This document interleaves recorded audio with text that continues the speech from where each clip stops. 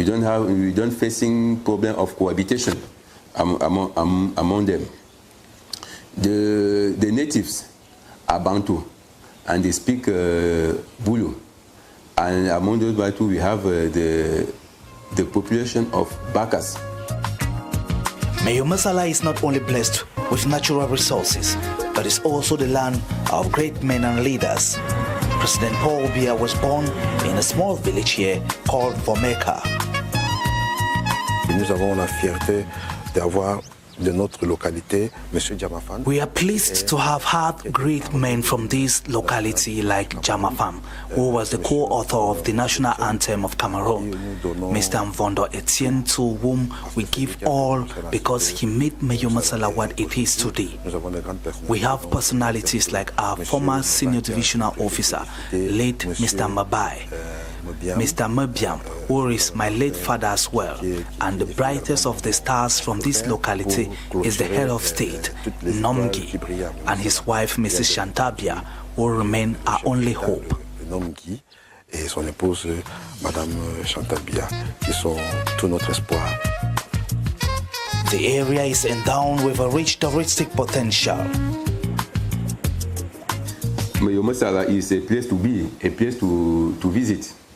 The fact that it is the native land of the head of state is a motive of attraction. The reserve of Jar, the Sud Cameroon Eveya plantations make Mayo Masala a touristic destination. The Jar and Lobo rivers form a confluence from where the Making Power Plant obtains her energy. These rivers are part of the Congo River Basin.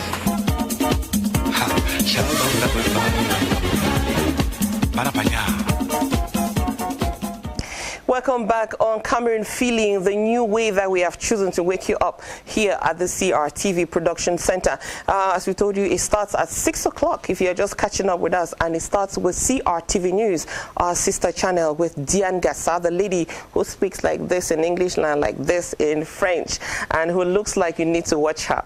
Now, let's welcome somebody who has a very laudable initiative, and that initiative has brought smiles to more than 100 families. What should I say? More than 100 peoples, and then the family behind. Let me welcome Sema Fongot here. Good morning, sir. Please come over. How are you? Thank you. All right, good morning. Please sit down. How are you? Well, thanks. Thank you very much for having me. I'm very happy to have you here.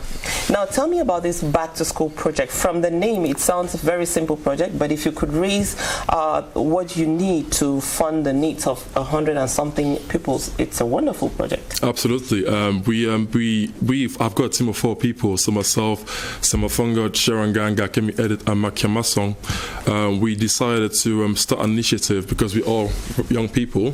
We are the future of the country. So we thought, with everything going on in the country, and obviously because we understand the importance of education, we thought very right to actually get the kids who deserve this education more than anything else.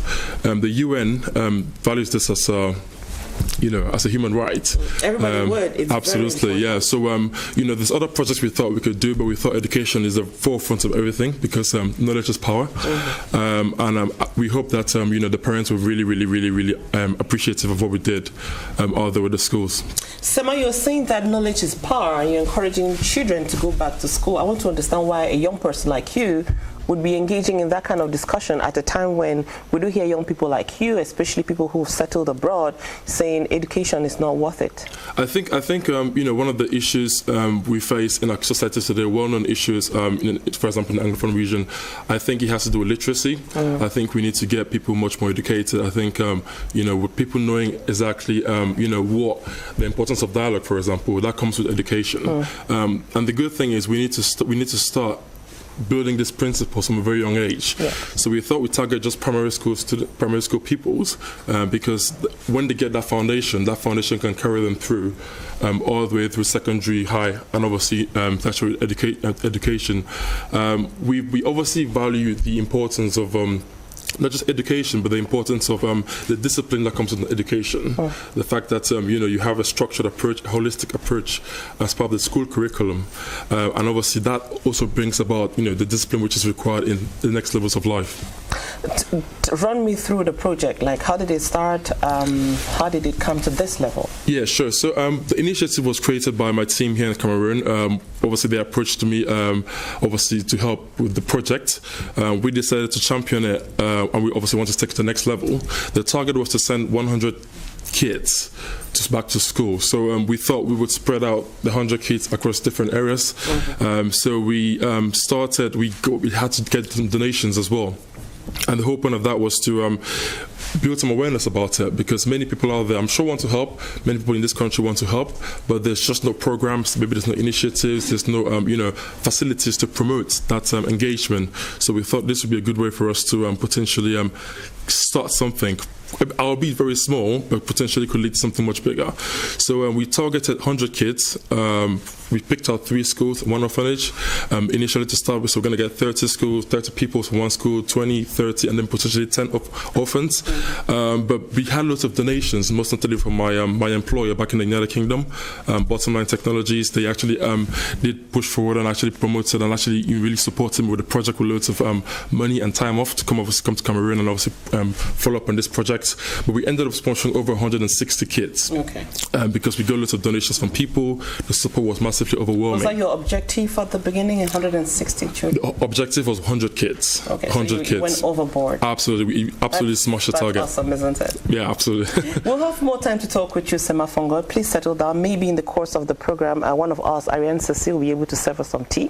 Do you know much about what Cameroon has as wealth, natural wealth? Absolutely. You know we have a lot of tea. Absolutely, a lot of tea. Toilet tea definitely is one of the main ones. All of that. Yes, we have people who obviously out there actually appreciate Cameroon tea. We have a lot of coffee too. Absolutely, and cocoa. Please stay with me. Do you read a lot? Yes, I do. Yeah. What would be your favorite kind of reading?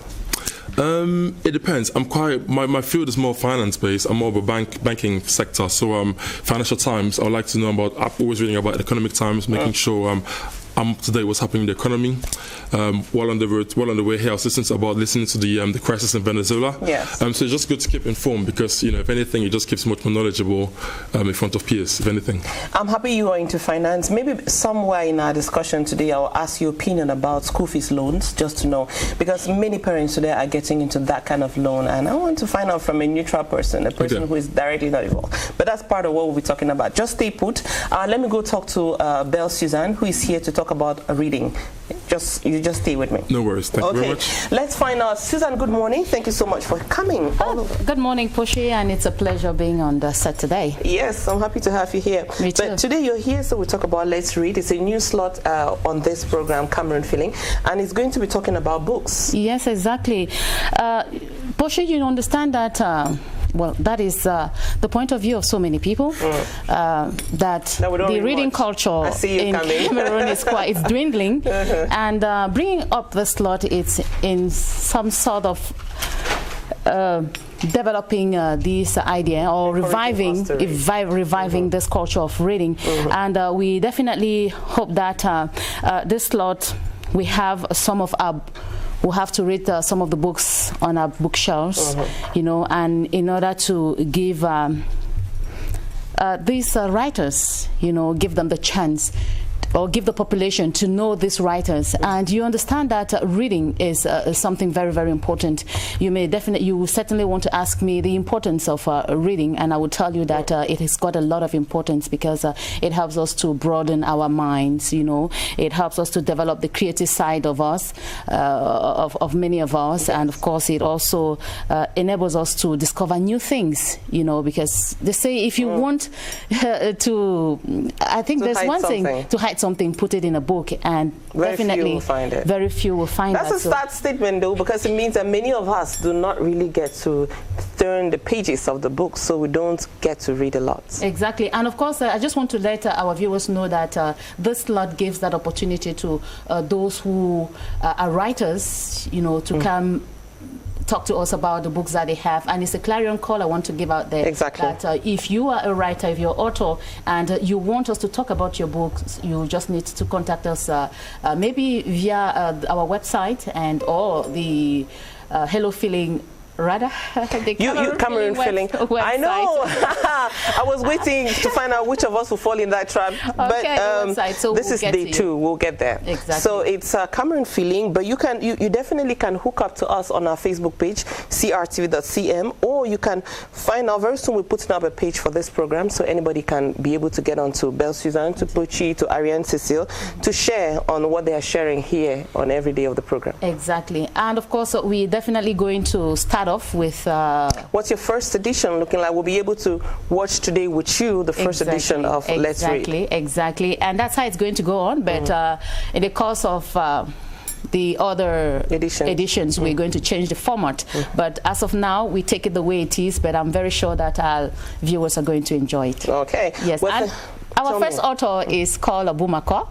Yes. I'm not surprised. That's a great author. Yes, he has several books to his credit. And of course, the first one we're going to look at today is titled The Palaver, rather, the Revival Palaver in Bastos. You know, it was a great, there was at a given point in time in the church in PCC Bastos, there was a great change. You know, it was, first of all, at that time, around the 70s, it was noticed that the stiffness in which the Presbyterians, the Christians in the Presbyterians worship was not the best. And so they wanted they needed to revive the way of worshiping. And it caused a lot of troubles, you know, void waters, and so he decided to put that in his book, to write it down so that the future generation should know what happened during that period. Thank you so much, Belle Suzanne. We're going to watch that. Meantime, we'll tell you thank you so much. We'll be hoping to watch more of Let's Read. And you're like a preacher. You preach in the desert. And we're hoping that you'll find some smooth and gentle grounds there where something can germinate and come out of the soil. And we hope that before this program changes its format again, that we would have had some followers, right? Exactly. Now let's go watch Belle Suzanne on Let's Read, and I'll meet you behind that.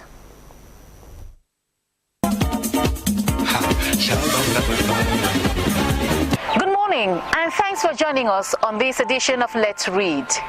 We are going to be looking at The Revival Palaver in Bastos, written by Bumako, one of Cameroon's finest writers. Though the book was written in 1992, it was however published in 1997. In the early 90s, the Presbyterian Church in Bastos experienced a situation whereby, caught by the wind of revival blowing in Cameroon at the time, some Christians, headed by their pastor then, wanted to revive the conventional way of worshiping in PCC. The essence was for the church to live a constant awareness of the renewing presence of God. But Bumako, you say a revival group was created to bring about this change, and it was dissolved later for having a hidden agenda.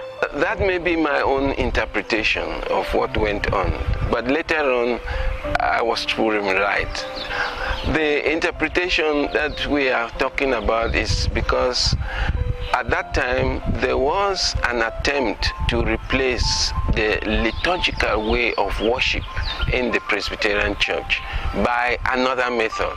Call it Pentecostal method, and I think that was the hidden agenda. But upon beyond that, there was also a question. You see, this church, it was constructed with the funds of the Christians, but it was also an attempt to take away the church from here, because it was said that they contributed to the creation of this church. That's some of the hidden agenda, but there is a spiritual context to it, which when you read through the book, you will be able to find that critical context. Many Christians had called the new way of worshiping as the madness of Bastos. Was there nothing positive in the revival? That is what other people said about the revival, but the revival came at a time that was to help the Christians develop in their Christian growth, because at that time there was what we call a death in Christian worship, and this death in Christian worship needed the Christians to be revived. The essence of the revival was to bring the Christians to worship the way they ought to worship God. Being an active Christian of the Presbyterian Church in Bastos, is the whole revival palaver over? I don't think so, because the revival finally did not achieve the purpose for which it came. But you are only referring about the revival of the late 80s, 90s. There had been a previous revival that was in the 70s, and that revival was the revival that was brought in by Dr. Zachariah Fomu. In the 70s, the country was passing through a very different situation where there was so much riches, and each individual had enough to feed his family and so on. So the revival came as a way of bringing people not to worship money, but to worship God. What lesson can we learn from this revival issue? There is nothing that happens physically that has not happened spiritually. We have not learned the lesson of the revival because the country is still passing through the same crisis, the same difficulties. What is happening today in the northwest and southwest? What is happening today in the northern region of our country? What is happening today in other parts of the country? It's something that the revival was supposed to have helped Cameroonians resolve. That is the spiritual context in which we are seeing what is happening today. So we still need another revival. Thank you, Mr. Bumako. Thank you very much. This book written by Bumako was meant to tell the story from the origin, what the revival was all about. It was also believed that the knowledge was going to bring healing and understanding.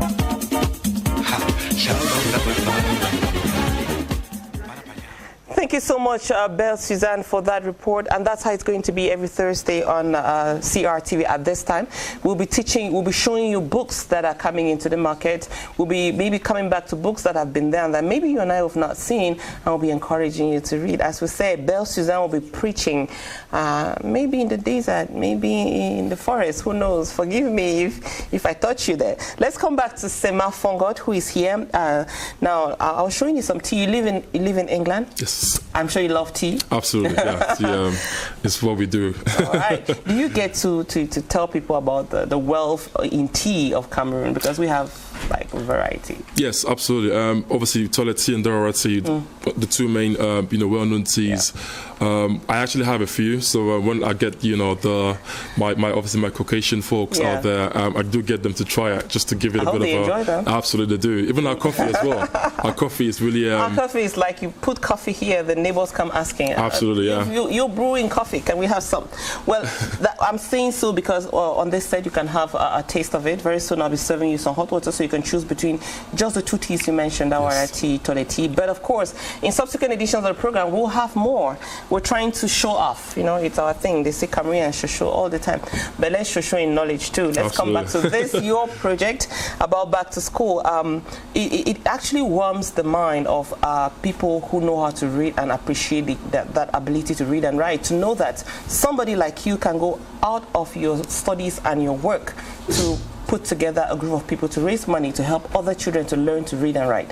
Because that's what you do in primary school. You learn to read and write, and from there, you can begin to test how much knowledge you have. You did say knowledge is power? Absolutely. Knowledge really is power. Yeah. So tell me first about this group of four. Yeah. Are you friends? How did you come together, and what motivated the four of you working on this? So we are four friends. We've known each other for quite a long time.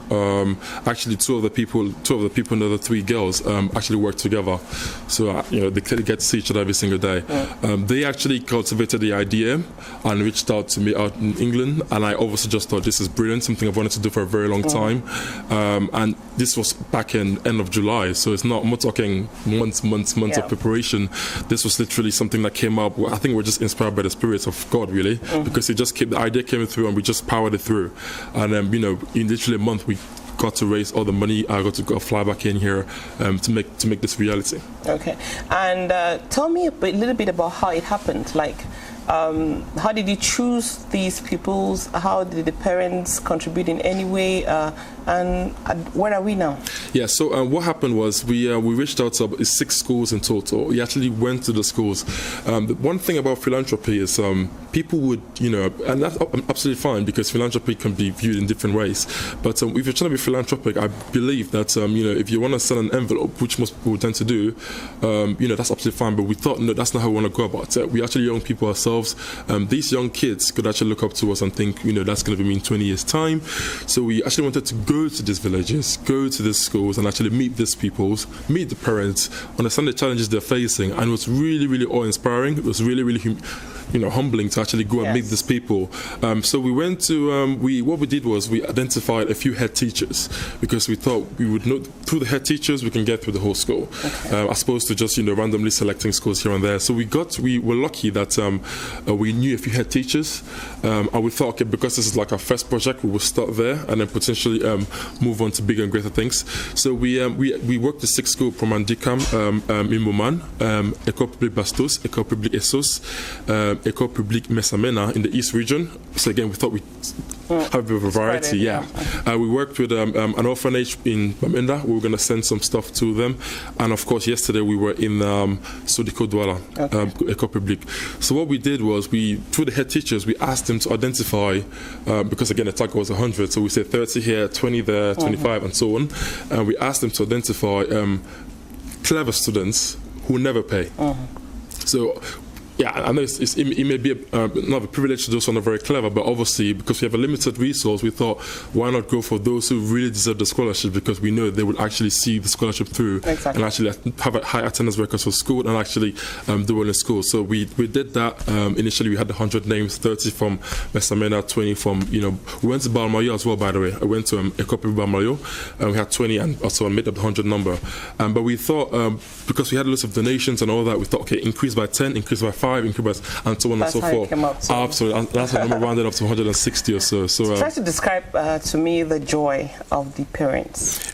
Honestly, this is the most humbling thing we, my team and I have done in our lives. It is something which you can't understand until you actually get to go there. So we actually, for example, 2 days ago we went to, actually yesterday, we went to Mesamena in the East region. It's quite remote. Actually, if you walk, 1,000 kilometers, you start finding the pygmies. So it was actually quite a good experience. We actually went out there and the parents are actually waiting for us in the school because the head teacher made aware that, it's branche scolaire, il y aura les gars qui vont venir, faire les dons. So we actually went there. They were expecting it. We were expecting us. The kids were actually cleaning the schools because obviously there was, had long. Some guests coming. Absolutely, they had the holidays as well. So they called us for them, the Christmas coming to liberate them. I think it's what you're saying is very touching, and I'm hoping that many of you watching would feel like doing the same. Stretch out, touch other people positively, and put a smile on their face. I think at a moment when most people are hurting, absolutely, most people around us, around you, around me, are crying, are afraid, or whatever. This is the time to reach out and show some concern, have some empathy for one another. I'll come back to you. There is a young girl who sings. She released a song in 2017 about education. She's called Bong Sisi Gael. I'm going to give you that song right now. Okay. And so please enjoy Bong Sisi Gael in this video, and then we'll probably be wrapping up with Sema Fongad. If you're enjoying what he's saying and you want to know more, we'll be wrapping this up when I come back.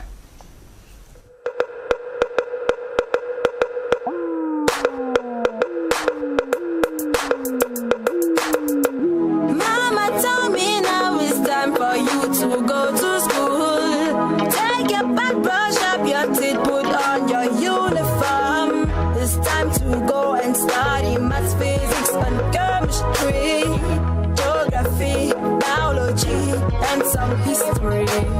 If you wanna be a minister, a doctor, a lawyer, governor, you could be an engineer, pilot, anything. To school for a brighter future. Go to school for education. Go to school for a brighter future. Go to school.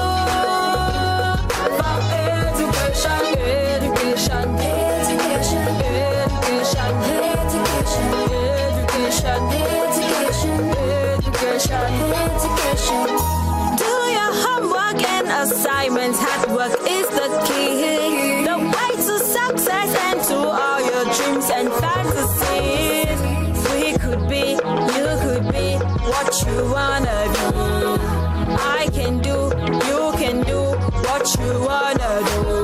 Yeah, so put your hands up, come on, wave it. You just don't care, yeah. Put your hands up, come on, wave it. Like you just don't care, yeah. If you wanna be a minister, a doctor, lawyer, governor, you could be an engineer, pilot, anything. To school for a brighter future. Go to school for education. Go to school for a brighter future. Go to school for education. Read more, learn more, change the world. Make the world a better place for you and me. Education is the key to success, a fundamental right for all of us. Boys and girls, let's make a change. More love, more get, take a chance. Understanding our chances. Go to school for education. Education. Education. Education. Education. Education. Education. Go to school. My mama told me, brighter future. Go to school. My father told me, for education. Go to school. My teachers told me, brighter future. Go to school. My teachers told me, for education. Go to school. Education. Brighter future. Go to school. Education. Education.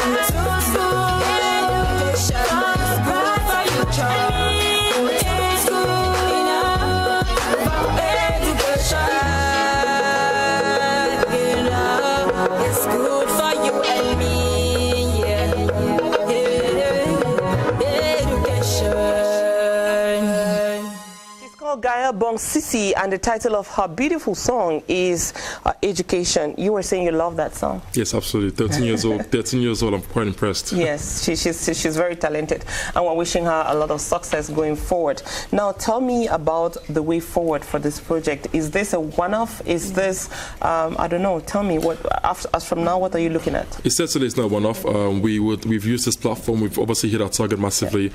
We think the next step obviously is to set something up properly, so maybe an NGO or like a charity as viewed in the United Kingdom, and actually use all the resources we have, use all the human resources as well, to galvanize troops towards to make this not just a question of 100 but thousands and even tens of thousands of kids that could benefit from an initiative like this. If you're going to say something to people watching you, what would you say? I would say education is really important. I would say we should obviously take that as one of our key principles, key objectives, not just in the households but as a nation. And I think I understand that obviously resources are quite tight in families, but I encourage many people to help as much as they can to get kids back to school. Okay, thank you so much for coming, Sema Fongod. I was going to ask you, because you're into finance, yes, and in this particular question, you are a neutral person. That's why I'm asking. Okay. There are lots of parents out there rushing for school fees loans. Do you know what it is? And what's your opinion on school fees loans? My understanding is obviously you're going to get a loan to pay school fees, as the word says. But you are a finance expert. What do you think about it? I think school fees loans. It depends on how sustainable the restructuring of the loan is. Okay. What is the maturity of the loan? Are we talking 10 years? Are we talking 5 years? What's the repayment? What's the interest about it? In 2 minutes, if you're going to advise parents about it, what would you tell them? I would say it's good to understand your financial situation. I would say don't just rush into it, because you could dig a bigger hole than you are in. I would advise parents to, if there is the means, if maybe supported by, say, a governmental initiative, I would advise you to go for it, especially if the means aren't there. But there has to be some financial education around the loans, because many people are not quite literate to know the impact of the credit which they're about to seek. Okay. thank you so much. That was just something to tease you about as you go about. I know it's hard for parents, and that we encourage you to go seek education for your children by all means. As you go about that, we'll accompany you. That was one way to do so. Thank you so much, Sema Fongot, for coming. Thank you very much. Also extend our gratitude to the other three who joined you in doing this project. We hope that this time next year, we'll be talking about many more things that you would have done together. Sure. All right, and safe trip back to accompany you. Let me give you some more of this tea at Cameroon. Thank you very much. Yeah. Have a beautiful day. I'm going to leave you here though, so I move to talk about. Do you know what cohabitation is? Yes. What is what is that? Don't put me on the spot. I understand what it is. He says I should not put him on the spot. Let me move to put someone else on the spot. She's called Barrister Chefu Joy, and she's sitting over there with Ariane Cecile. Good morning, ma'am. Good morning. How are you? I'm fine, thank you. Okay. Well, while we are at it, though, let me get some tea for you. On this program, we are very happy to show off the things that we have in Cameroon. Do you recognize some of these teas? Yes. This is Tole. Yes. And the other? It's from DOP. Okay. Ndawara. Yes, I know from DOP. Okay. Welcome on Hello Cameroon. Thank you. Yes, and I felt it that too. I think I was contaminated by Belle Suzanne, who was here and said hello feeling. But, well, we're just 1 week. Forgive me for that. Maybe by next week I would have settled down to exactly Cameroon feeling and what it is. Ariane Cecile, good morning. Good morning, Buchi. You look dashing this morning. Thank you. All right. So we are talking, can we stay? Tell me about it. Maybe, Ariane, maybe just start by telling us what cohabitation is. Yeah. Actually, cohabitation is a situation where two people who are emotionally or romantically involved, they get to live together without no covering of the law. It's just simple. You decide to come and you don't want to legalize the situation. You don't want to make it appropriate by the law, so you live together. It has no legal covering, actually. Okay. Yes. So what difference do you make between cohabitation, marriage, and common law relationships? Actually, I'll start by marriage, because when you get married, we have laid out principles, we have laws that govern the institution of marriage. Yes, so if we say cohabitation doesn't have any legal framework, then I'm going to say marriage and cohabitation they are only similar because the people live together. That is all. It's only the legal aspect that makes the difference. Yes, which is very important. Okay, so are there any obligations for persons who are cohabiting? Any obligations? Like in the case of marriage. Like in the case of marriage, cohabiting, you don't have so much. It depends on how you want to make it. If you want to have your agreement, you want to say, okay, this is how we want to live together, you can actually pen down something, and that's going to make your rules for you. Okay. Yes, but with marriage already the rules when are you fixed. pen them down, I've just served you water, so you choose the tea you want to have. If you pen down something, how do you go about it? Because if I decide to settle with a man without going to do it properly the way the law says, can we just sign a document, or we need to take it to a lawyer, or we need, I don't know? We don't practice that in Cameroon, unfortunately. Okay. Yes, there are some countries that permit they call it legal marriage, legal agreement, something, but in Cameroon it's not permitted. You might just have the agreement just in case you have an issue, and maybe it's going to pertain mostly to property or something, and then, yeah, when maybe you want to go separate ways, you bring up the agreement and say, this is what we agreed. If we are separating, this is what I take and this is what you take. So, Barrister Chefu Joy, during cohabitation there may be a case of violence, where the man beats the woman to death or vice versa. Or the woman beats the man. In that case, how is the victim paid for the harm caused? Okay, I started off by saying that cohabitation is not covered by the law. So, if there is a case of violence, it means that you're going to go back like just any ordinary person who has an issue with some other person. Yes. So the law says in, I think it's Article 1382 of the Civil Code, that whoever causes prejudice to another has to repair it. So you have to look at that, and then now it depends. If you can prove, you bring, okay, this is what the person did, you need proof.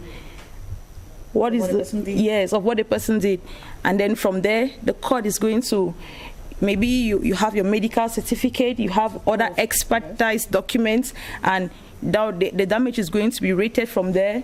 And then the court too can do a general, so there are two kinds of damages, special damages and general damages. The court is going to analyze and see what can give to compensate. That is just for, now we are talking about maybe somebody who beats you or somebody, yeah. And if I want to talk about maybe other cases of violence like rape, yeah, you know, in a marriage, in a marital situation, there is no rape. Yes, exactly. Because it is the obligation of the other party to satisfy the person sexually. So when he cannot satisfy, it is rather a cause for divorce. Yes, but now when it's the case of cohabitation, if you can prove that he raped you, what's the difference? Consent. Yes. If you can show that he didn't give your consent for the man to rape you, or did I say the woman to? Yeah, if you can prove the consent, then you have a good case. Okay. As a lawyer, though, maybe before Ariane comes in, what do you see on the field about cohabitation? What is your comments about cohabitation?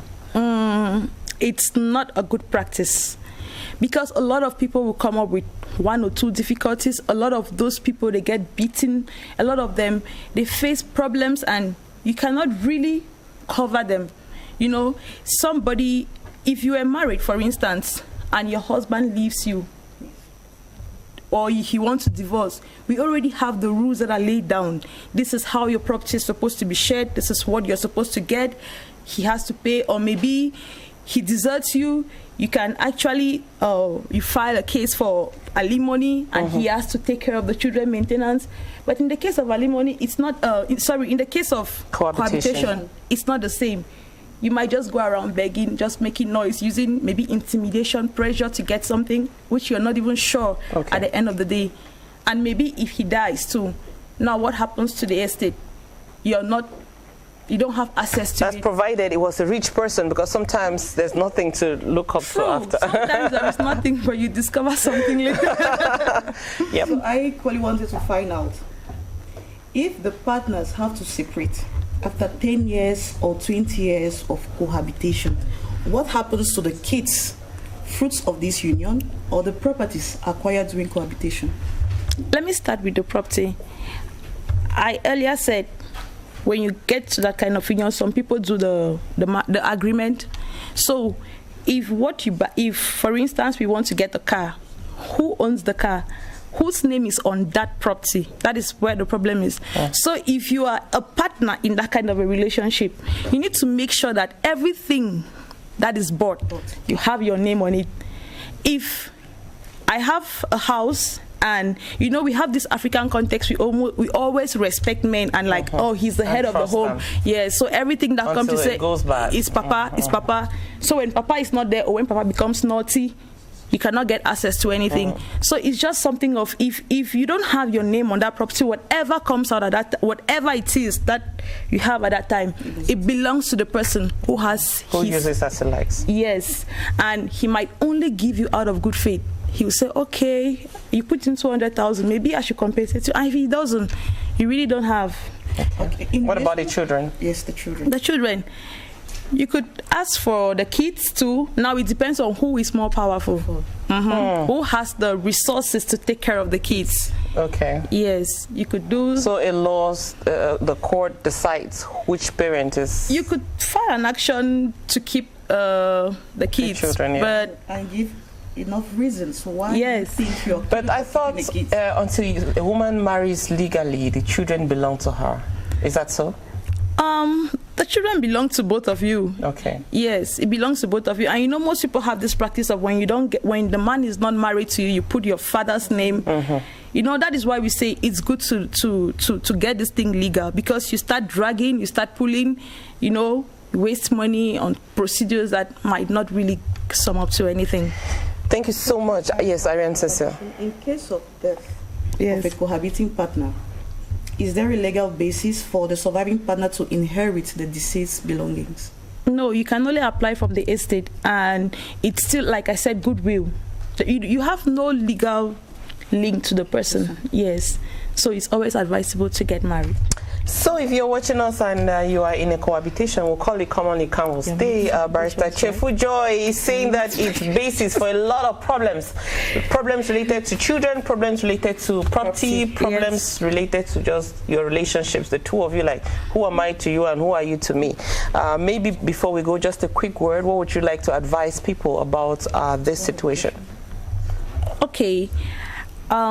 I like to tell people that if you must do Can We Stay, which is not even necessary because, you know, the law makes it now very easy for people who want to get married. They do these mass marriages. But if you must do Can We Stay, try to have an agreement.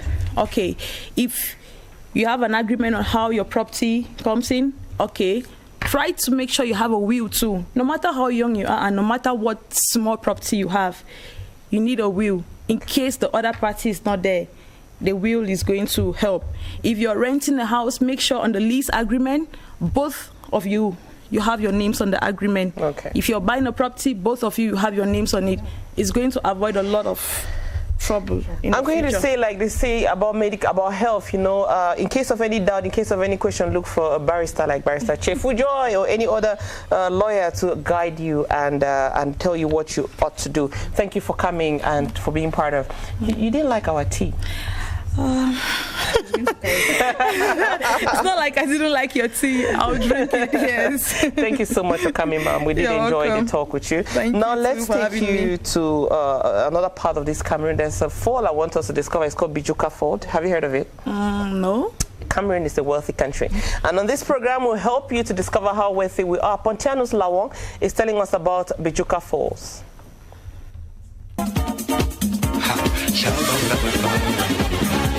This is Bijuka, one of the biggest villages in Bipindi subdivision with a population of about 2,500 inhabitants, most of whom are agro-pastoral producers. The hospitality of the Bijuka man is legendary, but their biggest treasure is natural, the Bijuka Falls. A body of water falling from a height of about 200 meters. Its history is surrounded by myths and mysteries. This waterfall is what attracted our forefathers here. The Bastards were the first to occupy this area, and during the migration era, they were chased by our fathers to Bipindi. Now the falls belong to us.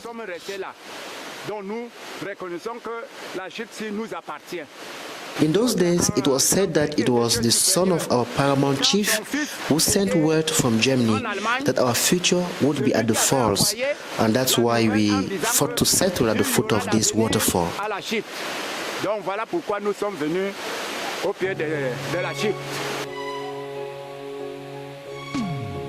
The Bijuka Falls are found on the course of a river known in the local Ngumba language as Bilibijop, meaning the river of fish.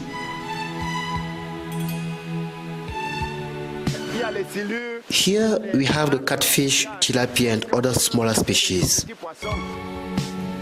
It is here that potable water is tapped to supply the entire village.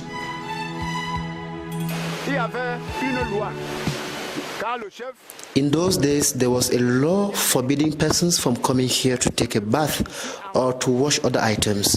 Even the pygmies over there are not settled on the river course. The Bijuka Falls are also said to have enormous hydroelectricity potential. You saw the dimension of the falls. We thought it could also serve to generate energy. Studies have been done by the Electricity Regulatory Agency which indicate that these falls can produce more than 1 megawatt, sufficient enough to electrify the entire Bipindi.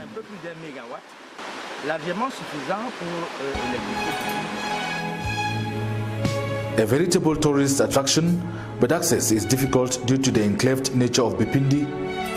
Lodging facilities are also hard to come by.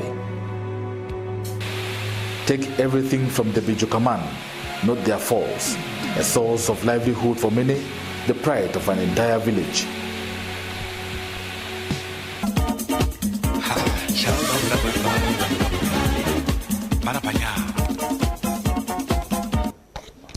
Thank you so much, Pontianus Lawong, for helping us know Cameroon more through that report. And we're encouraging our colleagues, our friends from around the country to help us by giving us many more of such reports that help us to discover Cameroon in its natural wealth. Now, talking about our natural wealth, we're also wealthy in interesting stories. Kimbe Jackson has just joined me so that we talk about some of those stories that maybe do not often get to the front page of newspapers, but that are worth our attention. By all means, good morning. Good morning to you. Good morning, Pochi. How are you? I'm good. Happy to see you again today.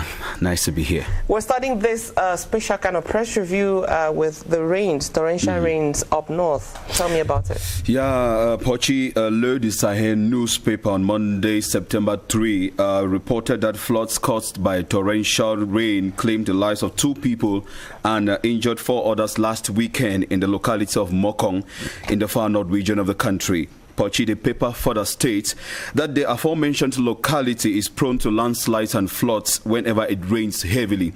And against this backdrop, local authorities have been calling on indigents to avoid building around such areas in order to keep such tragedies at bay. You can find details of this story on page 2 of Le du Sahel paper of Monday, September 3. Pochi. And the next paper, we're looking at Eden newspaper. You say a native doctor got caught in a very embarrassing situation. Very and interesting. sad too. Yeah. A self-proclaimed native doctor based in Kosala, that is in Kumbatu subdivision, was recently beaten to death by one of the snakes he was allegedly charming. Pachi, the traditional practitioner whose name the paper gathered as Egbe, not Egbe Gwendolyn, but Egbe is said you are stepping into hot water.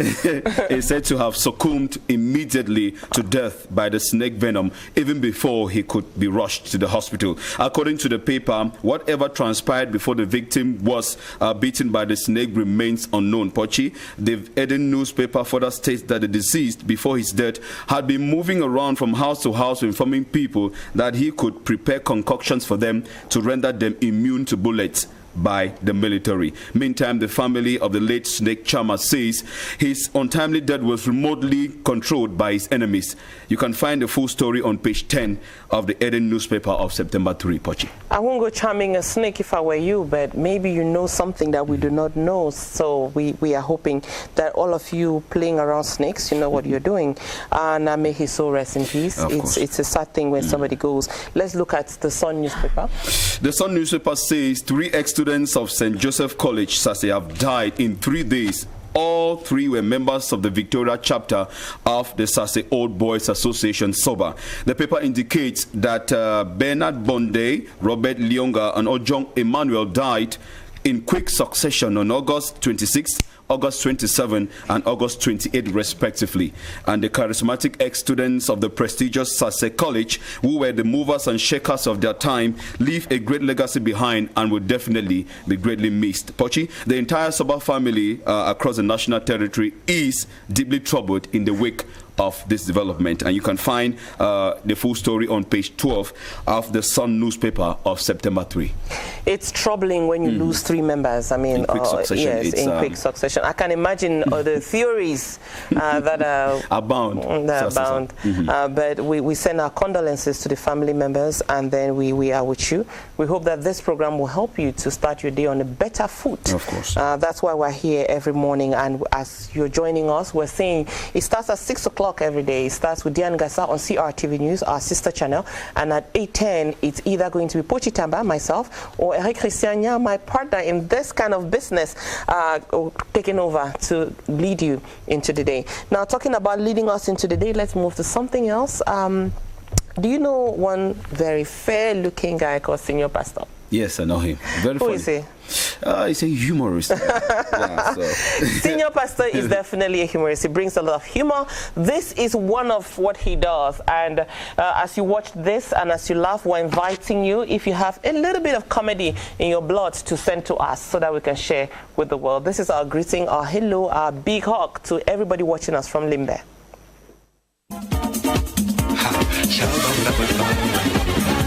Yes, I'm called Senior Pastor of Laughing Ministry. If you can see me, or if you know me before, you go see and say, things don't change. My belly is a testimony. Now the whole the belly are stuck in I remember one day I go Yaoundé. So small fine get there from my corner. I was talking my belly said will reach Ohala now Ohala. Before they get come out, before I release my belly, I say, oh, thank you, Jesus. See, I don't release the belly, so I put them back inside the compote. But that's when you see a rich man, you know. When you see a poor man, you know. Let me tell you, if you go for buffet table, you see a rich man, you see I say meat, the plenty pass the chop. The poor man chop, the plenty pass the meat. Hello. That's when you see a rich man, they go for buffet table. You don't know. Maybe they open the buffet table by 10 o'clock. A rich man was like, I don't eat very late. You just look at the time, no, it's too late, I don't eat that late. You go to the buffet table. Normally, what is this? Watermelon, put a bit. What's this? Red meat? No, I don't eat red meat. White meat. What is this? He asks, what is this? They say, no, jollof rice? No, I don't. Cholesterol. What is this? The rich man will go for that buffet table, take a small thing, come out. But me poor, I see they do that in poor man there for a back, say, brother, come on for the road, come on for the road. Poor man don't come for them. Now what is this? They say, cocky, put them. What is this? Beans, put them. You forget say cocky and beans, now the same brothers. What is this? Jollof rice, put them. What is this? White rice, shift that jollof rice, put them. What is this? Fried rice, babaran for that jollof rice. What is this? You go out in the collect out, you go reach some place, he ask, and what in this? They'll tell you, say, Koboko, your koko. You don't know him. You go ask a friend, brother, you know him. You don't know him. He say, put an human being in the chopper. He gonna go with he got that plate to chop. That's why we see a rich man. We see a rich man enter bank, you know. And we see a poor man enter bank, you also know. See a rich man will just go there. Hello, James, I want to cash. Maybe you want to use the ATM card. Hello, James, I want to cash some money. A rich man will just go for the place very freely and just enter the bank and use the card and slot in the card and put a very short code. You hear something like money come on. Computer go move money, say computer cough. Continue. Then a rich man. Me poor man won't enter that same bank. All man for that bank na suspect. As he enter that bank, he just suspect all man, look on them. Maybe someone come take a code. As he enter the place, he enter the house. Lock himself inside. Poor man their code. It long. Yes or no?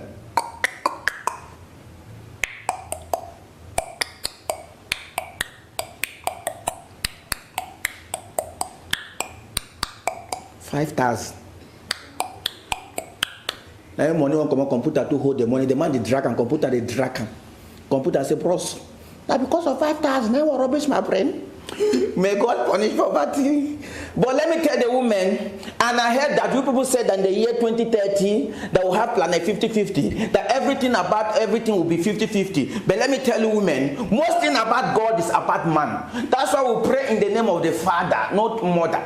After our prayer we conclude amen, not a woman. We have God the Father, not God the mother. So everything is about God is mostly about man. God deal with men mostly. That's why, let me tell you women, we don't have woman Jesus. We not get woman Jesus. Just assuming that we have woman Jesus. Women with all their drama. And they come with a woman Jesus. Hello Jesus, you are back going to the cross. Woman Jesus will like, oh my God. I won't go cross. I won't go die for the sins of the world. Please come and do my eyelashes. Come and do my nails. I won't go die for that sin. No, normally woman Jesus will carry the cross. As she will be going, she will see her friend. She will look at, hey, Julie, let me go and die for your fornication. He will carry the cross. As he go, when he go to the cross, when men Jesus go to the cross, he was there and they nailed him at the cross.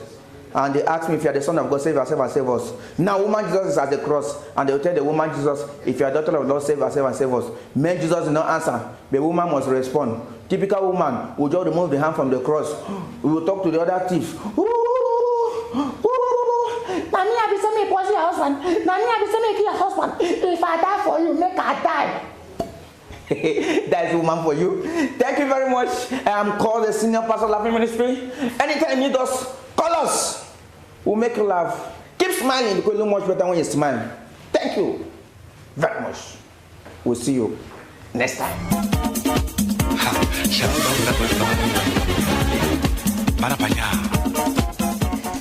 Of of course, laughing adds years to your life. If you're wondering if that's true, check with your scientist friends. You know, Google them or WhatsApp them and ask them about laughing. And you definitely should join this laughing ministry. Thank you so much for staying with us. This is Cameroon Feeling. It's how I want to wake the nation on the CRTV. At this moment, I'm going to receive a miss. She was in Nigeria recently, and she came with a crown. A Cameroonian who went to an international beauty contest and came second. She's the first runner-up of Miss Polo International. I'm happy to receive. Please come over here, lady. For JJNC, can I hug you? Of course. Oh, nice. Thank you for coming on the set. Please sit down. I took the liberty to serve you some tea, so if you feel like having some of the wonders we have in Cameroon in terms of tea, you are served. Tole tea. Tole and Dawara for now, but we'll definitely go around. We have a lot to go. Are you familiar with these teas? Yes, I am. With the Tole tea especially. Okay. Now tell me, who is Foje Jensi? Okay, so Foje Jensi is a model in Cameroon, and I hail from Bengui in the northwest region of Cameroon. Yes. You're also called Anui. Anui, yes. What does that mean? Mother of God. Mother of God. Yeah. All right. Let me. I've got goosebumps. So, Anui, tell me your story about this Miss competition. How did it start? And you are now Miss Polo International first runner-up. Yes, I am. Okay. So I volunteer. I studied in the University of Boya, Women and Gender, and after that I volunteered. I started volunteering at an NGO in Kumba, and there we teach women how to tie and dye clothes and make liquid soap and all of that. So when I went back to Mbengui, my own community, I noticed that there were so many teenage girls there, and young girls too, especially now with everything that's going on, who were idling around. And I thought maybe this is a project that could actually work in my community. That's why I decided to start working on this, teaching them how to tie and dye clothes so that they could raise funds to take care of themselves and their kids.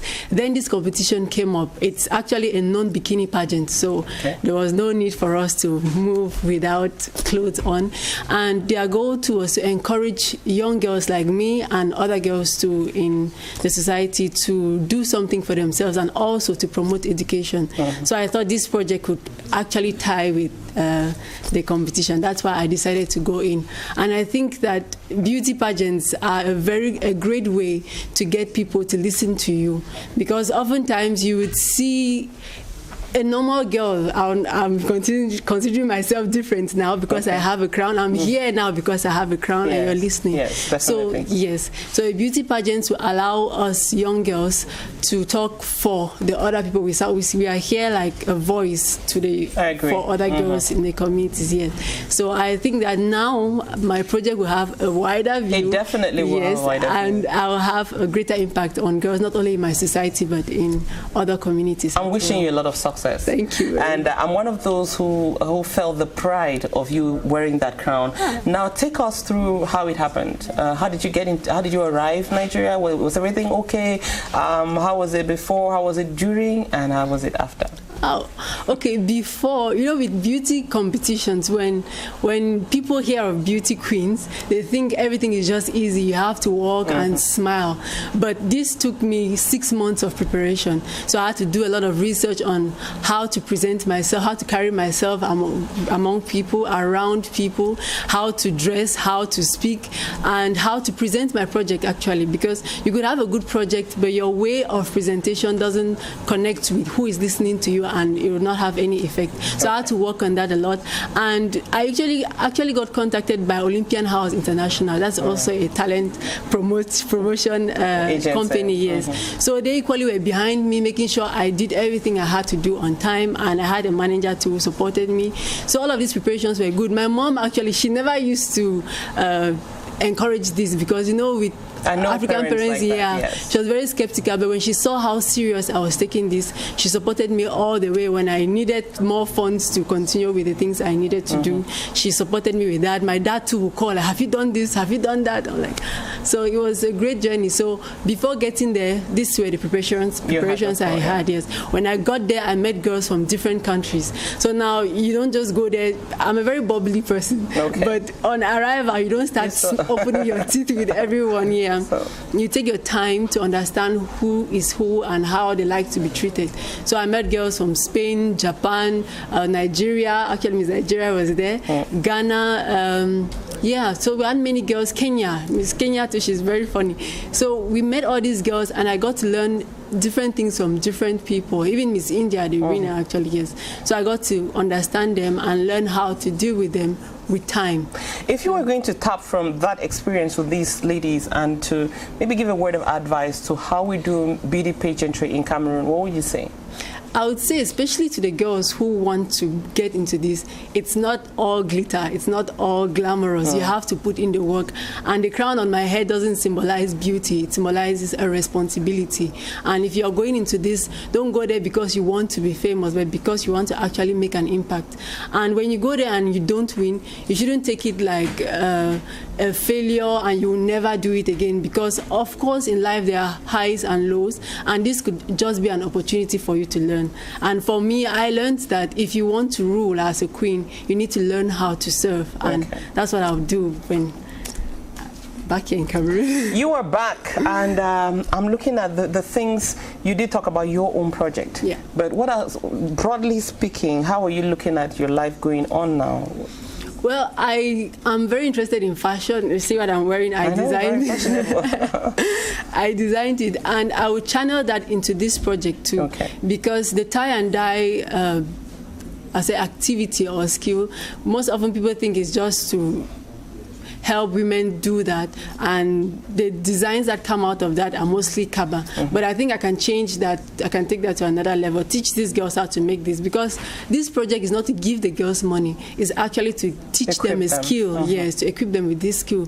But how do you make it different from what other women are doing? So they will dye these clothes, I'll draw the designs and have them produced, and we have a launch in an exhibition where people will come see what they can do and can willingly support them without feeling like they are giving money to people who are doing nothing. So that's what I will focus on now. I also have so many side projects in mind, but I can't just start talking. I'm going to give you a break so you catch your breath, and and I'll meet you behind that. Please stay with us because we'll continue. We'll be wrapping up with her when we come back. So if you have any question, maybe you want to send them on CRTV Web, on our CRTV Facebook page right now, or later we can still respond to your messages. And if you have comments or questions about this new way that we want to wake you up, we are open to all of that. We are online, we are live, and we are very willing to interact with you. Now let me take a breather. I want to give you freestyle. It's something we've had for a while on Hello Cameroon, and I know that you loved it. We're going to find a way on CRTV not only to keep it here on Cameroon Feeling, but also to bring it in an extensive form to you over the weekend, so you can have the opportunity to enjoy talent in its different shades. Now though, let me give you like about 3 minutes of freestyle. It's just a moment when young people go crazy, like they could just dance, or they could just practice the choreography. They could be downtown in Kumba, they could be downtown Kampala in Uganda. Wherever they are, Africans are talented. We catch them on video and we share with you. This is freestyle.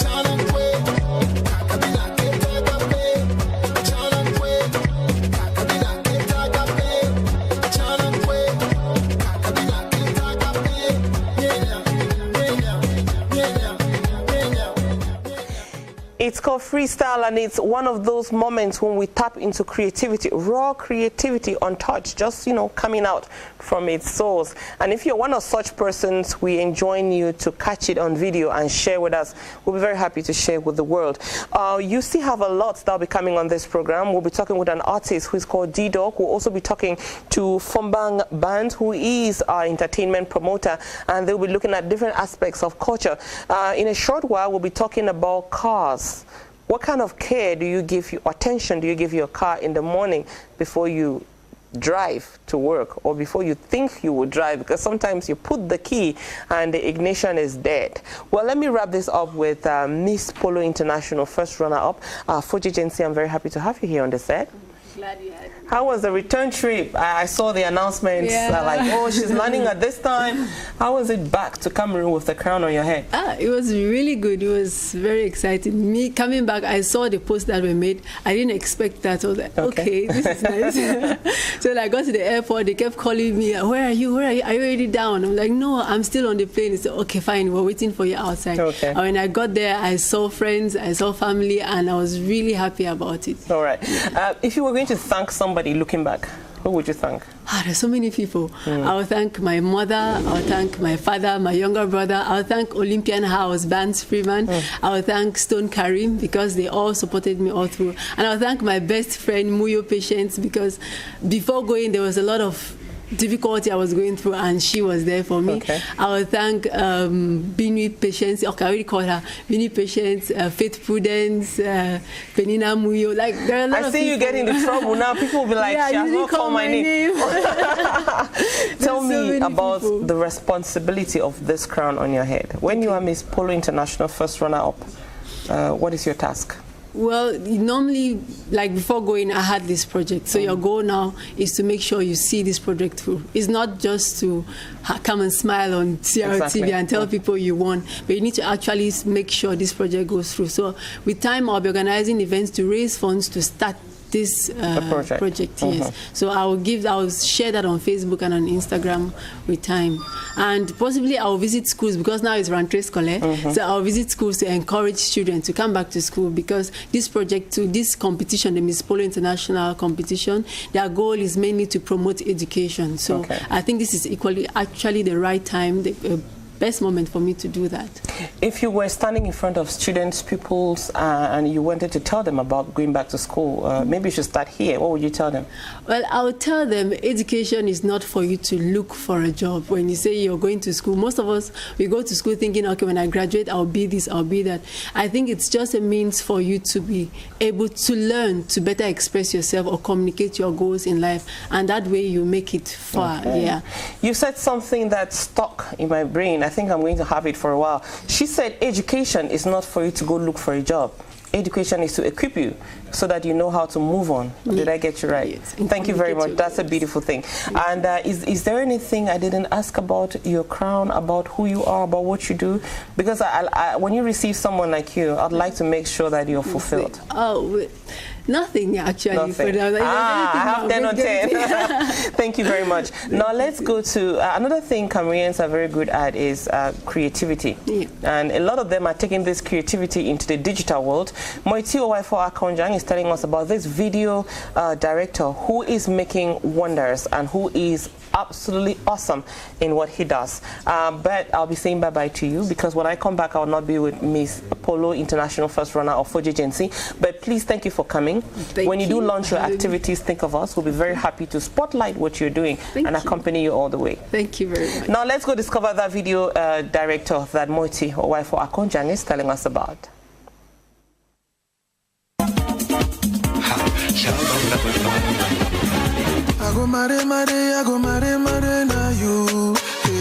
What do these music videos by Mr. Leo, Daphne, Salatiel, Tenor, and many others have in common? One name, Dr. Nkeng Stephens. His name on a video is synonymous to a stamp of talent and creativity, earning him a reputation and multiple awards. I'm proud of working with Mr. Leo. I'm more proud of working with Daphne. These are people that have put Cameroon to up there in the map, and those are people who have used my talent the right way, who promoted it, who worked for it, who pushed it out, and people could see my name because of them too. You see, so I've worked with Petit Pays. I just worked with Petit Pays of recent. I've worked with I'm about to work with Longue Longue. I've worked with Bendeka. I've worked with Sergio Polo. Those are the legends where I grew up seeing their music. So I'm really proud of what I did with them. I'm proud of working with Salatiel and other Cameroonian artists, and also I'm doing movies too. And I'm really proud of this short movie we just did, the Caesar movie, because it really brought a lot of recognition. A lot of people were like, "Oh, Cameroon can do this." So I mean, I didn't believe Cameroonians can do such a movie. Yet, the highly sought-after music video director and video editor is self-taught. Actually, I didn't go to school, but I call my school University of YouTube because that's where I learned everything on YouTube. 2013, that's when I started doing music video like a career. So because I stopped going to school because I used to be in the University of Boya, but I stopped going to school because I needed more time to focus on this job after I've decided to take. So I started learning on YouTube, going on YouTube, looking at tutorials like what I'm doing right now. That's how it started until up to today. I still learn from tutorials. Starting from nothing, today he is an employer and has big dreams. We want to be the best in Africa, and why not in the world? So we want to take Cameroon. It's not all about us, but it's about our country. We want that Cameroon should be seen as those who can produce quality videos, those who can produce quality films, because a lot of people have this mentality, like the film I showed you. A lot of people, when they watch the film, the first comment they're like, "Is it from Cameroon? Is it from Cameroon?" Like, they feel like Cameroonians cannot do such movies. That's the mentality we want to change from people. We want people to be able to understand that Cameroonians can do that, and even better than that, Cameroonians can do movies that Hollywood can do. We want Cameroon to be on the map. In a field where there are many other uprising players, Dr. Nkeng Stephens believes in healthy competition, but more importantly, in supporting one another. Less people in Cameroon appreciate your work. That's one thing that is even discouraging, because if I go to my Facebook and even go sometimes to the messages a lot of people send to me, most of them is from Gabon, sometimes Nigeria, America, Canada, out of Cameroon. But most Cameroonians, they don't show you the love they ought to show you, most of them. But some Cameroonians really show love and support. On my desktop, I have what they call Hold Hands movement. Hold Hands movement. It's a movement where I preach for unity and togetherness to help each other grow. That's what I preach for. So I will never. Yes, there's competition. Everybody wants to be the best in his field. But yet, I still believe in that Hold Hands movement. I still believe that people should be able to come together. People should be able to support each other. For him, the sky is only a springboard. What you're meant to be, you're meant to be. Because I started as a musician. I used to sing, I used to rap, I used to produce beats for artists and stuff like that. But I end up like a video director. A lot of people tell me you're the best, you're good at what you're doing. But to me, I want to get higher. I want to increase the level. I want us to be able to compete with Americans, BET. The young music video director recommends hard work, focus, and dedication to all young people who have a dream. When you see something you want to do it, no matter what people say, no matter what your parents say, stay focused. One day they'll get to believe in you, because my mom never approved of me being a video director till she began to notice what it was all about. So you have to be focused, you have to be determined and you have to work hard.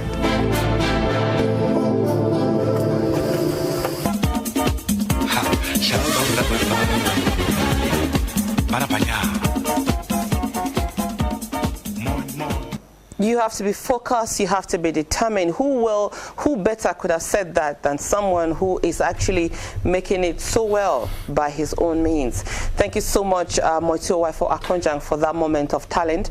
Now let's move from that to our teamwork that's been working magic. We're going to Deutsche Welle. This is a story of a very young climate activist. Stay with us.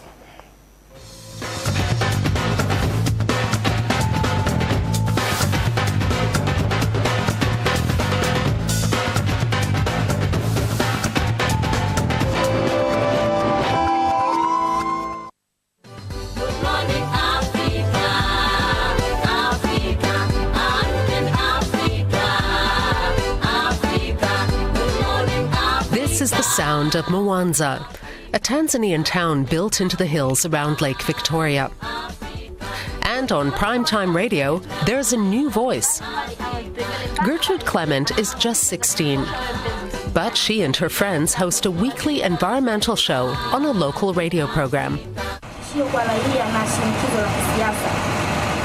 The show is about the children, and our program is called Sayari Watoto, and we have two segments today, which is news of children and discussion. The discussion will discuss about the protection of water resources. And people are listening. In just an hour, she receives 70 messages. I think my listeners will change the situation which they found in their streets, like protect the environment, cleaning the environment, also to protect water resources because of our program. It's an important debate because while this area is renowned for its beauty, there are problems beneath the surface. The lake is heavily polluted and running out of fish. Every week, Gertrude Clement finds stories of people who are dealing with environmental problems. I interview a fisherman from this area called Kirumba Mwaloni in Mwanza, Tanzania, and he told me about that glasses we see there and the pollution from people, they dumping their garbage to the Lake Victoria. Gertrude's reporting is so effective, she even caught the eye of the United Nations, where she represented children at a summit in New York. And young people all over the world. And she believes young people can teach adults how to make a difference. Today, her group is taking photographs for a global map of environmental problems. Their trainer wants to show them how their generation can take action. There is a big role for children because we believe that young people are a good initiative for change. So the children, what they can do, one is to educate their fellow children through either the programs which they are doing, the radio programs, the television programs they are doing, but also in schools because they always meet with their peers every day in the school. Gertrude works hard at school. Her dream is to continue her studies and eventually become a professional journalist. And even when she's an adult, she won't leave children behind. When I grow up, I want to specialize in the talents of children, because if you can see now in our countries, they don't care about the talents of children, especially for children who live outside Dar es Salaam. In villages and other regions, they like the children who have talents, but they don't have people who can help them to reach their destinies. If I will grow up, I want to help the children. No matter how young they may seem, Gertrude believes young people are the key to saving the planet.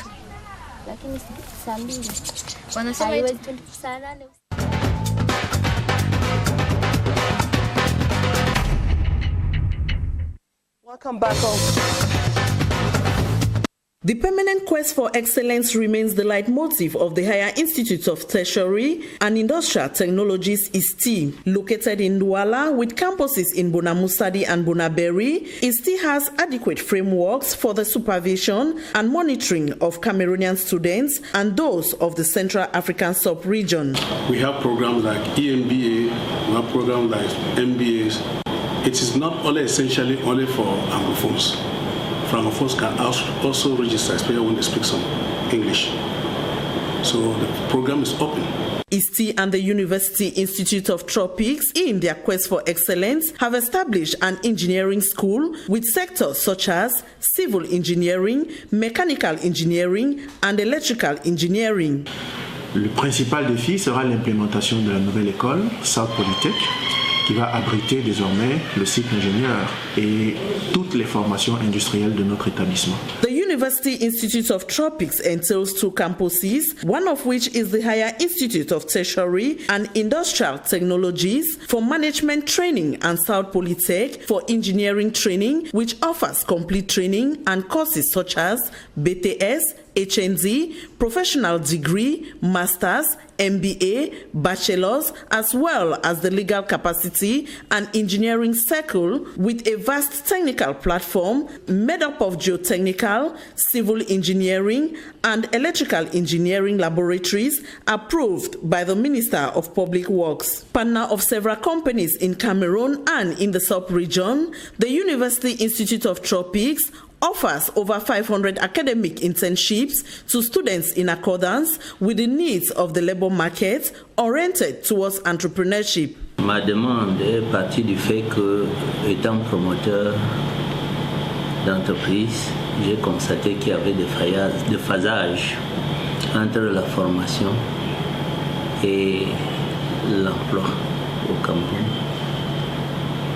Et qu'il fallait y trouver une solution ou une des solutions. Et cela m'a poussé donc à créer cet institut. Each year, IUGET welcomes students from several African and European universities who benefit from training courses geared towards business creation, with this accounting for the business incubator, which allows students to turn their project ideas into companies. You're watching Cameroon Feeling on the CRTV. It starts at 6 o'clock with Diane Gassa on Cameroon on CRTV News, and it continues either in English with me or in French with Eric Christiania. We are happy to know you're watching us and letting us know. You can actually comment, ask a question on CRTV, on the CRTV web. That's our Facebook page. And Eno Nerslin says she wishes to know how a gospel artist can come on Cameroon Feeling.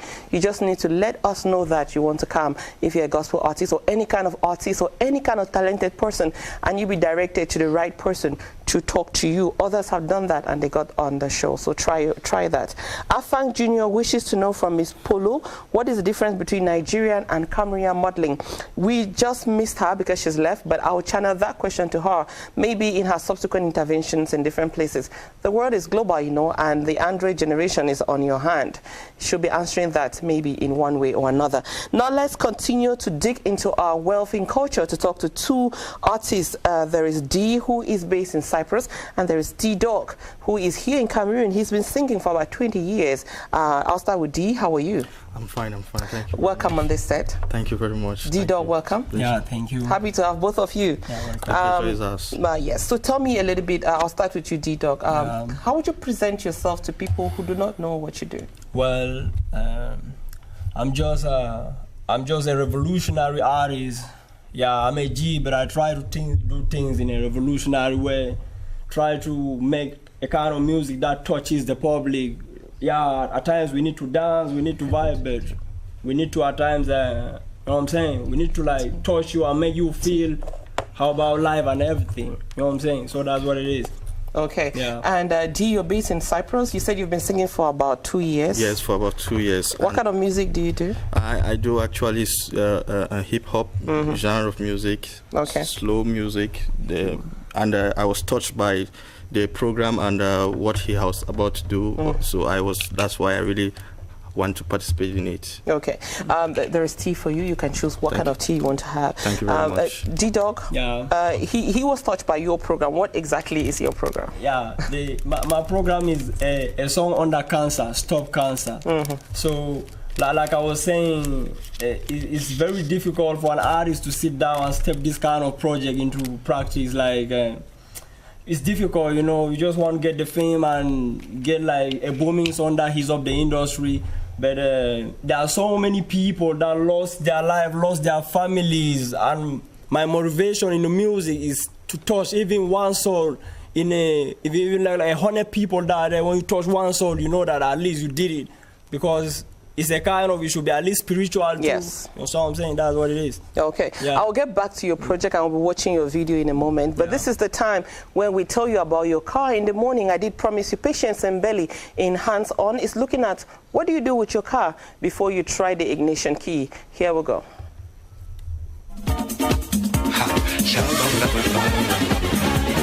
Hi, hello there, Pochi. How are you doing? Well, where I am, it is raining. I don't know about you. Did you check your car this morning before leaving the house?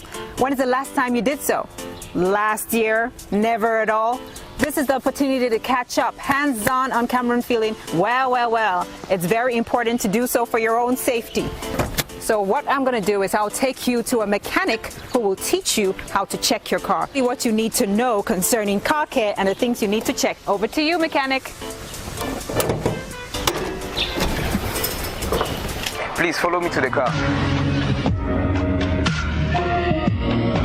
Usually, the bonnet has a lever down here in which you use in opening your car.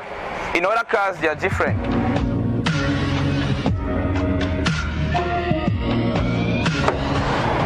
So at this level, the first thing you do when you open your bonnet is to check your engine oil. Usually it has a dipstick. We call it a dipstick. It's usually just besides the engine. This dipstick has two indicators. We have the minimum level. If you get closer, you see here the minimum level and the maximum level. The minimum level shows your engine has a shortage. And the maximum level means your engine has enough oil. So after checking your engine, the next thing you do is you move to your engine coolant. It's in Toyota cars, as I earlier said, it's usually here. Toyota cars, you check just by uncorking it, you get your engine coolant fluid. So if you see it is full, it means your engine coolant is okay for the day. Then the next thing you check, after checking your engine coolant, is your brake fluid. In most cars, they are in the same position, this way. You uncork it, and still you look in to see if the fluid is okay. But usually we have indicators here which shows there's the minimum level and the maximum level. The minimum level obviously means there's shortage, and the maximum level means it's full. And then we have to move on to the screen wipes. The screen wipes is just to clean up your screens when it is dirty or you are driving under the rain and it has you're having visuality problems. Then when you're done with checking your engine fluids, you just take a walk around your car to check your tires. You check your tires to see if there's not enough air in your tires. You just take a walk around and check if your tires are okay. After that being done, I think you are set for the day. Thank you. A few things to know. A car's engine or motor oil is used to reduce friction on the moving parts and to clean the engine from acids generated from the fuel. A car's engine produces a lot of heat when it is running and must be cooled continuously to avoid engine damage. That's how the circulating coolant liquid comes into play. What the mechanic called the engine cool fluid is water mixed with an antifreeze solution through special cooling passages. The brake fluid serves as a lubricant of all movable parts and prevents corrosion. The fluid operates under high pressure and temperatures, and without it, your car would not be able to stop when you push the brake pedal in your vehicle. Oh, thank you very much. We've learned so much. You know what to do. If you have to check your car before going, check your engine oil, check your tires, and every other oil you need to know in your car. So this is how we mark it. Until next time on Hands On, when we'll look at something else, or maybe steal cars, or how to take care of your animals, or how to take care of your home. My hands are dirty. I'll wash and immediately head off to work. Bye, Pochi.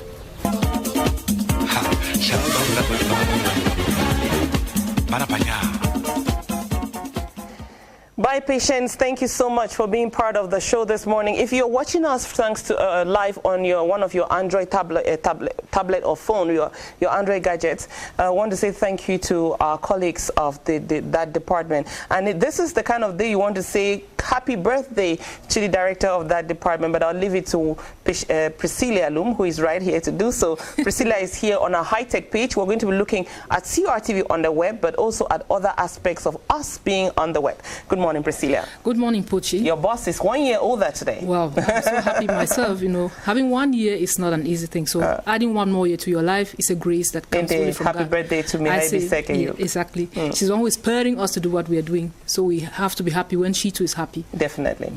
Now tell me about CRTV on the web. Yes. Pochi, we've actually reached that era when communication cycle is complete. It means we are getting feedback from the viewers or the people who we are sending messages to. So we can, like what just happened this morning, you see people are having their messages being displayed on the screen, which means their consideration, their opinion counts on CRTV finally. Now I want to take us to the world of the web, CRTV web first, because all what happens on CRTV is reflected on the web pages. That is on Facebook, on Twitter, and on the CRTV, www.crtv.cm. That's the website. So I want to start by saying that CRTV web, the first day of Cameroon Feeling, we had CRTV web showing that program live, and many people were watching across the world. People reacted from Paris, others from Gabon, others from Austria, and many other countries, just to tell you that Cameroon is no longer within Cameroon. So we have Cameroonians. We are on the map, as they say. We are on the globe. So people are reacting, and that's just to tell us, we are getting the feedback to know that they are on with us. And so if you want to know more about programs, especially we are talking about catch-up television or television at your convenience. That's if you cannot watch the program now. If you come back from work at 3 p.m., at 7 p.m., you can come back to CRTV web or to the website. You will be able to watch the program that is going on. There are some selected programs that are being streamed live on CRTV Facebook. And so, for example, the Tuesday program, Cameroon Feeling, you still have it there. And so people who didn't watch it have the opportunity to catch up. Now we want to talk about our Twitter page because, you know, the president launched his campaign. He's by Twitter? Yeah, by Twitter. Like one other president we know. We want to talk about that Twitter page because it is actually one of our innovations and it's going places. Today we have over 22,900 followers, which was just created not too long, and we have this number of followers. And they have tweeted 6,896 messages and about 2,500 pictures and videos. Now, if you go there, you know, it's a more professional page. Yeah. It's snappy information that gets across. And so I'm inviting people to go there. And you know what is trending on that page? Tell me about it. Sports and Physical Education Minister, who actually offered a jersey to a UNICEF official. So about 40 Go tweets, look at it and 40 retweets. That's just a teaser to tell you that if you go to CRTV web tweeters, it's hot there. Yeah, it's hot there. Now, also we promote programs. Yes. Which means that if you want to know what is going to be hot on CRTV television, just like radio, you know, we have 2 channels already, CRTV News, CRTV Premium. If you want to know what is hot, just go to our website, go to CRTV Facebook, to Twitter. You will see some of the key programs of the next day, which have been launched or which have been advertised on this medium. So you can know that, okay, if I want to watch this program, I should tune it at this time. Then there is also the replay on the website. Okay. If you miss it out, There are many programs, documentaries, many others. We don't yet give documentaries for payment. They are all free.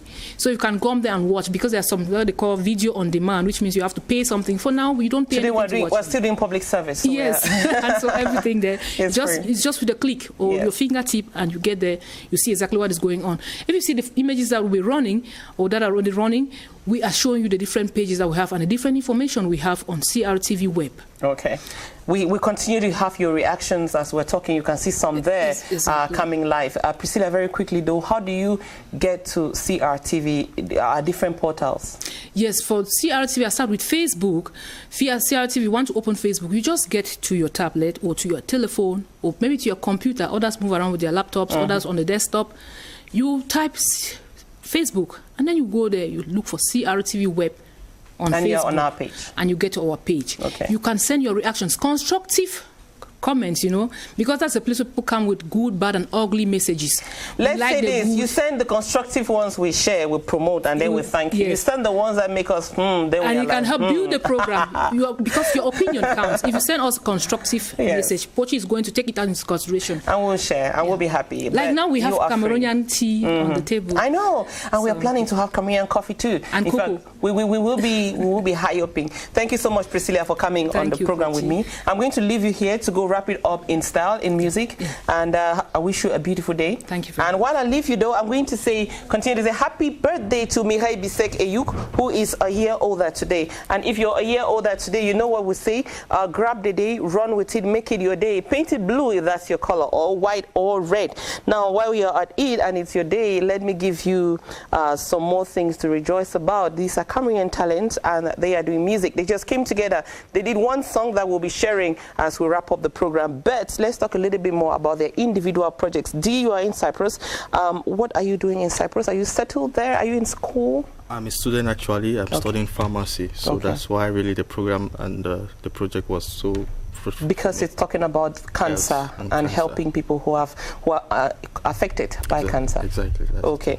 And now that the video is out, what do you want to tell people? The video is out.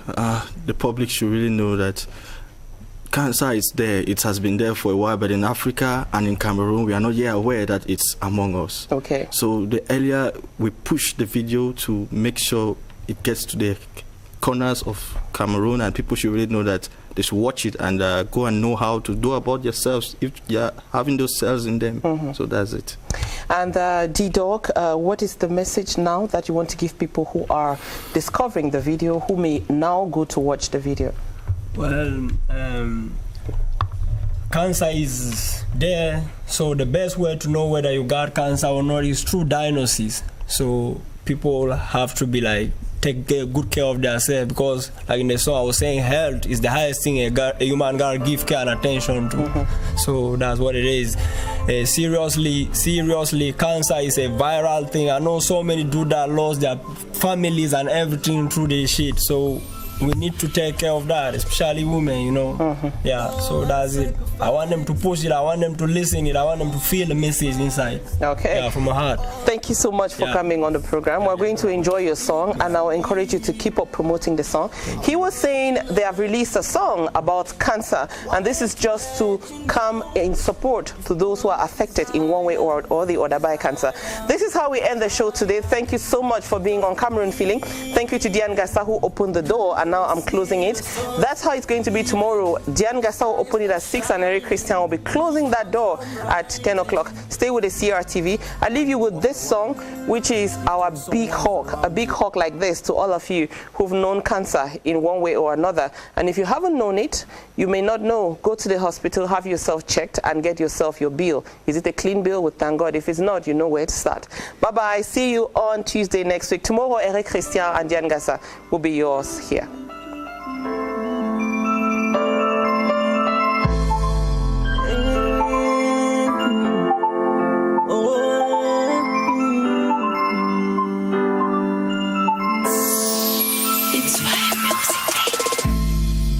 Love and the sacrifice, desire and the smiles, they are all memories. What a big misery. I want to let you know you You've born my desire, desire, desire. Just believing. You'll see your sun start leaving. Blue skies are shining, new suns come rising. When you walk around, you think someone's around you, but you turn around to see no one.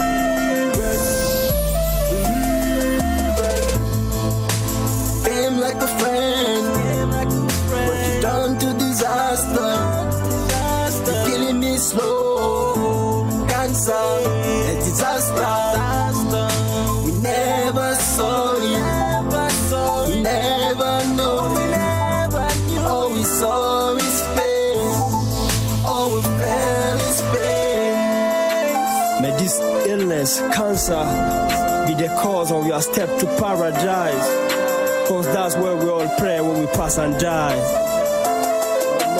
You not around me, it's like I'm living in a dream. Oh my God, I feel like to scream. You too, dead and gone. What the fuck this cancer cause? Yeah, I can't imagine today you ain't anymore. Your death makes me feel crying, dying. But with my mom, bring you back. Nah, why you alive? They say God does everything for a reason. I pray where you are now is worth living. In God you always rely, in the Lord you always embrace. I pray He rewards great on what you did in big terms. Let's join hands and pray. Stop cancer in any way. Health is the highest thing. A human gotta give care and attention. Let's pray and stop the cancer. You came like a friend, but you turned to a monster.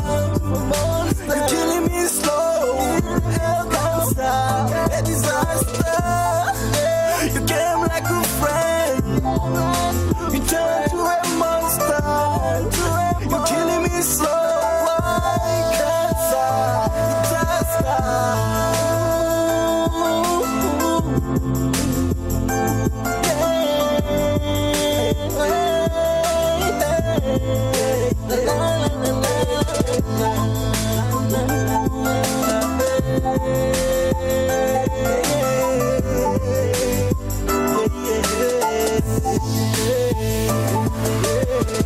Yellow on the track.